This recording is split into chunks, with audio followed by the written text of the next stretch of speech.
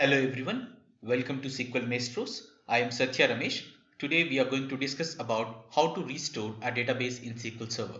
In our previous video, we have already discussed about how to take a database backup in SQL Server by creating a .bak file and that got stored in our local disk. So now in this today's video, we use the same BAK file to restore our database in SQL Server. So restoring our database will give us actual database to work with.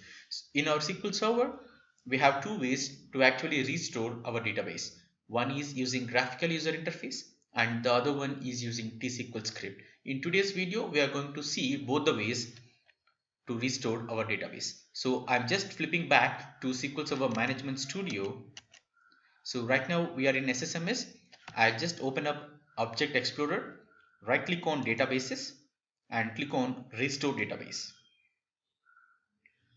Once you have done that, a small wizard will appear in front of us. So right now I am restoring the database from the backup file that is there in the disk. So I am clicking on Device in the source section. Just click on this Eclipse symbol and select the file which we have backed up in our previous video. So AdventureWorks 2014.bak is the backup file that we backed up in our previous video. So I'm using the same file to show you how to restore a database in SQL Server. Let's click on OK and OK again. Now the path will be ready. We just need to provide a new database name. So I just gave the new name to the file, and if I click on OK, the restoration process will automatically start.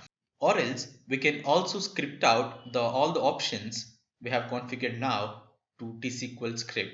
Our T-SQL script is ready in our SSMS new query window. Let me format this for better understanding. So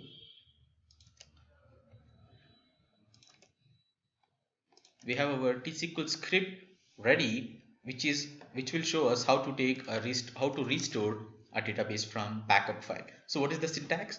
Restore database and the database name that right now we are giving the new database name, and from disk we are providing the path where our .bak file got stored, and rest of the options are we are just telling SQL Server that where to store the data file and log file. Whenever you create a database, SQL Server will create two files. One is master data file, which is MDF file, and the other one is log data file, which is LDF file. So we are just telling SQL Server that where to store the two files when restoring the database. So these are the paths, and this is the logical name of that particular database. This is the logical name of MDF file, and this is the logical name of LDF file. So right now I have got this script through restore wizard.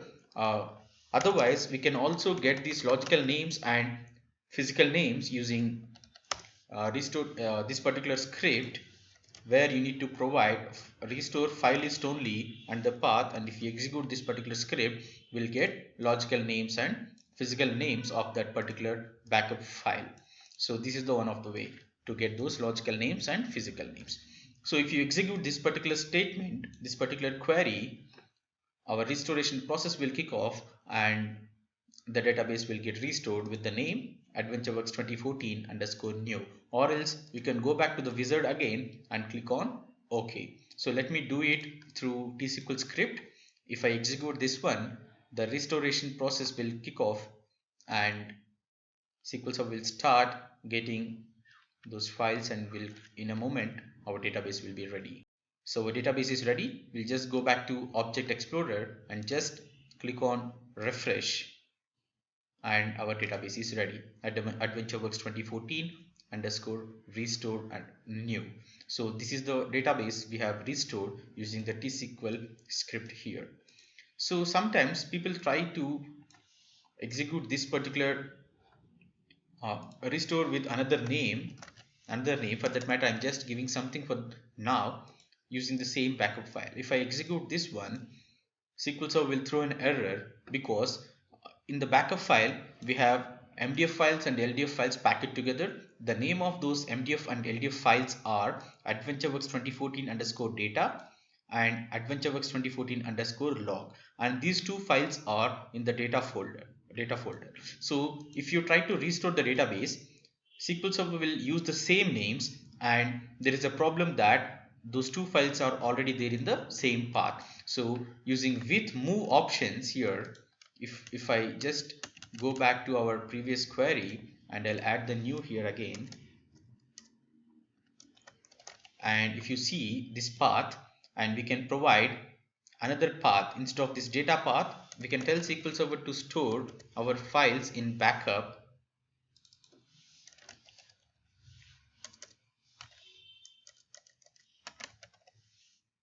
and we just need to change the name of this particular MDF and NDF files. I just give some random name here, and if you just execute this, and SQL Server will start executing and restoring your database with this particular new name. And we do not need to change this folder, data folder, to backup folder. If you change the name, I just showed you the both the ways to store this one. Well, you can also change this one, and the same logical file also we can restore your database. So for example, if I go back to the previous naming convention, and I just change this name and I'll restore the database again, this will get succeeded well, because we are just storing these two files in another location. So either way can work. So this is how you restore your database from your backup file. So that's all, friends. Thank you for joining this video. So if you want to follow me, this is the Twitter handle, and see you soon in the next video. Thank you.